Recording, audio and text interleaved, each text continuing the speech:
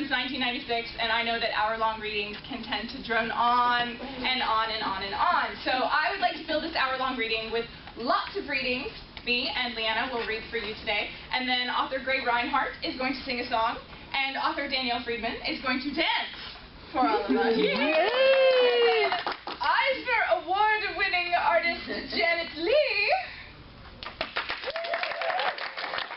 is going to do something. It's a mystery. Because she works on the fly like that. And we'll end us with zombie haiku. Now, for those of you who participated a couple years ago, zombie haiku was the toast of Princess Alethea's Traveling Sideshow, and we throw it open to the audience, so you have an hour to be thinking up your own zombie haiku. And for those who do, we have little princess rubber duckies that we will throw at you, so please participate. Oh, we found out about 5 minutes ago, some of you may know this, but probably none of you know this, but I helped produce a horror movie long time ago, 10 years ago, called Blood Oath. It is now finally on sale at the Troma booth. Oh my goodness. Yeah. In Victor Hall. You can purchase your very own copy. I encourage you to do so. Maybe I lose my bootleg? This is from the world of Magic Must Fall. Hello, by the way, I'm Leanna Renee Keeber, and I'm very excited that in November I launched my new young adult gothic paranormal, Victorian. Yeah, you couldn't guess from the clothes, right? A new novel set in 1880 New York City, darker still, novel of Magic Must Fall. And I'm very excited that this little short story, At the Doorstep, is set in the Magic Must Fall world. This is an 1880 realistic New York City with some pretty dark paranormal events that are happening. Now, Mrs. North is clairvoyant. She has various capabilities, clairvoyant, psychic, otherwise, and this is from her perspective, and I get a chance to kind of dive into her backstory a little bit, which was very exciting. This will actually be published in Innsmouth Free Press's upcoming anthology, Candle in the Attic Window, which will be out September 20th, and that is an anthology of gothic horror.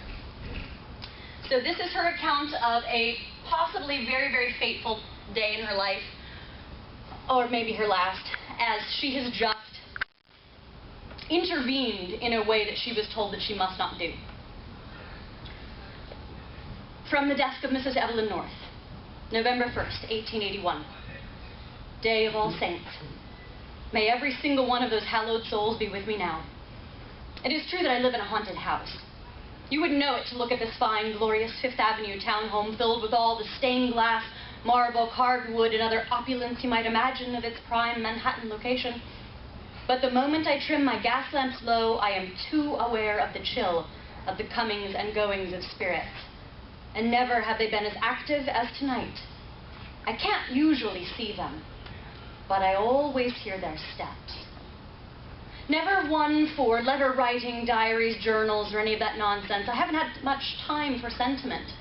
But considering I might be seized in death's grip, I ought to have a record, if nothing else but for my friends, so they might know what became of me when the footsteps got too close to ignore. I hear the tread far off now like a dull drum, one after the other. Soon they'll creep up the stairs and stand upon my threshold. While I find the temperature of spirits uncomfortable, it's nothing compared to the dread sound of those steps. It wasn't until James floated face to face with me that I truly saw a ghost. And when that beloved face, transparent, gray, and hollow, met my eyes, I fainted. Too close to the edge where I'd wedged myself in for a better view, I took a nasty tumble right into the Hudson. A blow to my head took care of my consciousness. Yet I shall never forget what I saw in that in-between state. The two walks. There, on the edge of life and death, in this soul-defining moment, distinct presences were on the move. Threads of light and columns of dark, thin coils moving in different directions, were buffeted like leaves in a breeze down an endless corridor. Along this passage were windows into small scenes, intimate or epic. A family dinner, a coronation, a first kiss, a last wish, a battle scene. Somewhere in that scene lay my James's final breath. My hand seized at my chest as if to massage my faltering heart.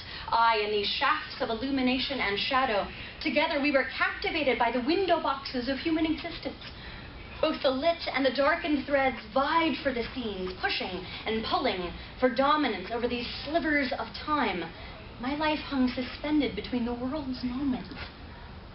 Then all at once, it was as if the threads noticed that I did not belong. I was mobbed. The light surrounded me and gave me a huge push, while the dark matter simply hung to the corners, watching, waiting. A vibrating string, positively singing with light, grazed my ear. You see the currents of life.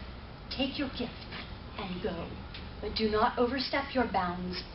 Do not weave the threads of life and death with your own hands. We are experiencing technical difficulty. So does anybody have a zombie haiku ready already? I do. Okay. Yeah, there you go. Yes, sir. Go ahead. All right. I got a ducky right here for you. Go ahead. Okay, I'm ready for the duck. Someone has probably already done this idea, but it's one that popped into my head. So, zombie haiku.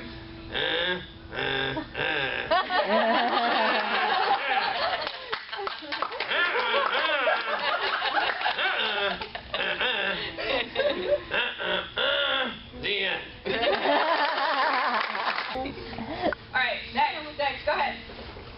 When brains seem tasty and flesh is rotting away, pants are optional.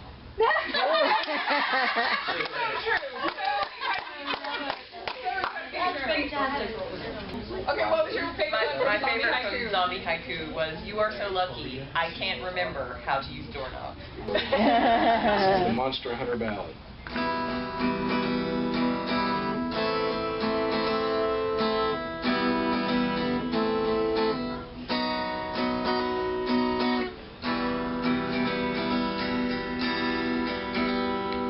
They say that what you don't know, it won't hurt you. But everything they tell you is a lie. Jethro Tull had it right. There are beasties in the night. Better keep a loaded weapon by your side. Don't you worry, little darling, Monster Hunter's on the call, protecting you while you sleep safe and sound. We've got the bounty on the beasties and the good Lord on our side. Anytime scary monsters come around, we'll put them down. I believe the best vampire is a dead one, and most werewolves aren't all that civilized. I sure don't want one of them dating my daughter. You know they only sparkle when they're on fire. Don't be afraid now, little darling, Monster Hunter's on the case against everything that goes bump in the night. Lock your doors and draw the shades and keep your weapon close at hand. We'll do everything to get to you in time, and you'll be fine. When the monster's at the door, well, you can run or you can fight. You can call on 911 for your protection. The boys in blue won't be as much help as your trusty little friend, Samuel Colt or Glock or good old Smith & Wesson. Hold your ground now, little darling, Monster Hunter's on the way. Stand and fight, and this may be your finest hour. Whatever monsters got you cornered, we will fight them one or all. We'll keep the peace through superior firepower. Second Amendment firepower. The Queen of Elves lives in a trailer in the middle of the woods, drinking beer and eating ho-hos by the score. The orcs all like to party, they're just misunderstood. There are friends and allies in the monster war. So don't you worry, little darling, Monster Hunter's on the call, protecting you while you sleep safe and sound. We've got the bounty on the beasties and the good Lord on our side. Anytime the scary monsters come around, no, don't you worry, little darling, Monster Hunter's on the call, protecting you while you sleep safe and sound. We've got the bounty on the beasties and the good Lord on our side. Anytime the scary monsters come around, we'll put them down. Sorry.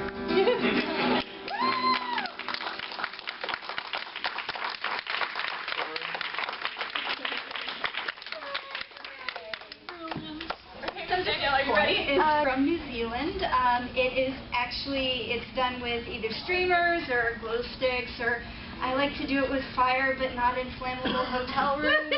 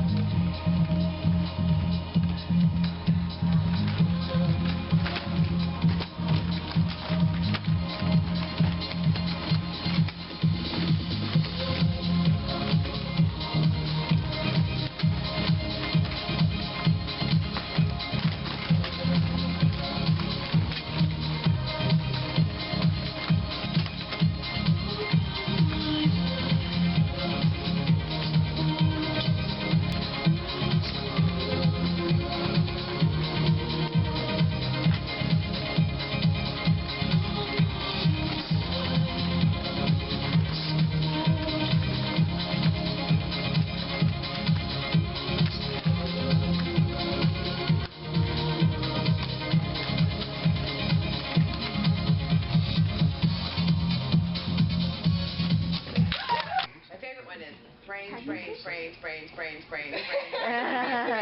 Artificial hip.